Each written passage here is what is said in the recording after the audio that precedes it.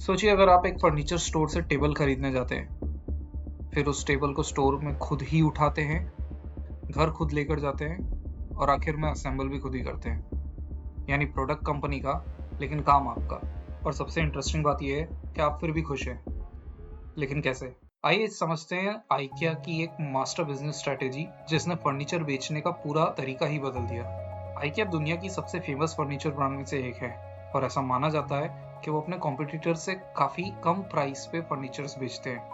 लेकिन सवाल ये है, आइकिया इतने सस्ते दामों पर फर्नीचर बेच कर भी मल्टी बिलियन डॉलर कंपनी कैसे बन गई? इसका जवाब आइकिया के फर्नीचर में नहीं है, बल्कि उसके बिजनेस मॉडल में छुपा है। कहानी शुरू होती है स्वीडन से, जहां 1943 में इग्वार कैम्पर्ड ने आइकिया की शुरुआत की। सच कहूं तो शुरुआत में आइकिया एक फर्नीचर कंपनी भी नहीं थी। वो सिर्फ पेन, वॉलेट, पिक्चर्स, फ्रेम्स और ऐसी छोटी मोटी चीजें बेचा करती थी।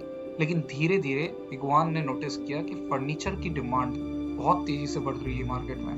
प्रॉब्लम सिर्फ एक थी, फर्नीचर साइज में हमेशा बड़े होते थे, तो उन्हें स्टोर करना एक्सपेंसिव होता था, एक जगह से दूसरी जगह ट्रांसपोर्ट करना एक्सपेंसिव होता था, और अगर कस्टमर के घर डिलीवरी करनी है तो वो भी काफी एक्सपेंसिव होता था।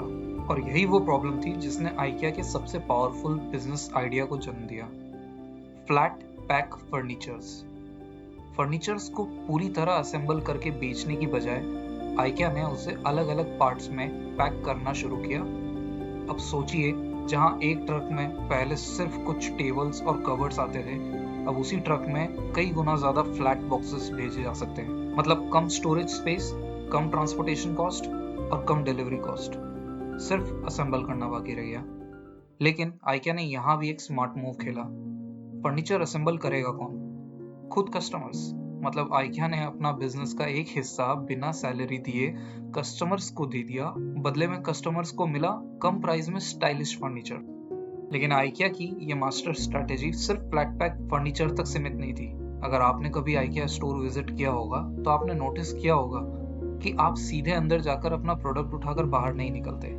आपको एक पूरा रास्ता फॉलो करना पड़ता है। लिविंग रूम से बेडरूम, बेडरूम से किचन, फिर एक और सेक्शन, फिर एक और सेक्शन। आपको लगता है कि आप स्टोर घूम रहे हैं। दरअसल आइकिया आपकी शॉपिंग जर्नी डिजाइन कर रहा होता है, क्योंकि आइकिया जानता है जितना ज्यादा प्रोडक्ट आप देखेंगे उतनी ही उसके चांसेस हैं कि आप कुछ एक्स्ट्रा खरीदेंगे। और आइकिया आपको सिर्फ फर्नीचर दिखाता नहीं है, वो आपको इमेजिन करवाता है। आपने नोटिस किया होगा कि एक सोफा कभी भी अकेला नहीं होता। उसके आसपास कुछ टेबल्स पड़ी होगी, लैंप पड़े होंगे, रग होंगे, कुशन होंगे और एक पूरा लिविंग रूम तैयार होता है। और उसे देखकर आपके दिमाग में सिर्फ एक ही थॉट आता है, काश एक ऐसा रूम मेरे घर में भी होता। और बस यहीं आइकिया ने आपको फर्नीचर नहीं, एक लाइफस्टाइल बेचना शुरू कर दिया। फिर जब आप पूरे स्टोर को घूमकर थक चुके होते हैं और आपको लगता है कि आपकी शॉपिंग खत्म हो ही गई है, तभी आपके सामने आती है छोटी छोटी सस्ती चीजें, जैसे candles, kitchen tools, storage boxes. और आपका दिमाग कहता है इतने का ही तो है, चलो ये भी ले लेते हैं। एक चीज, दूसरी चीज, फिर तीसरी।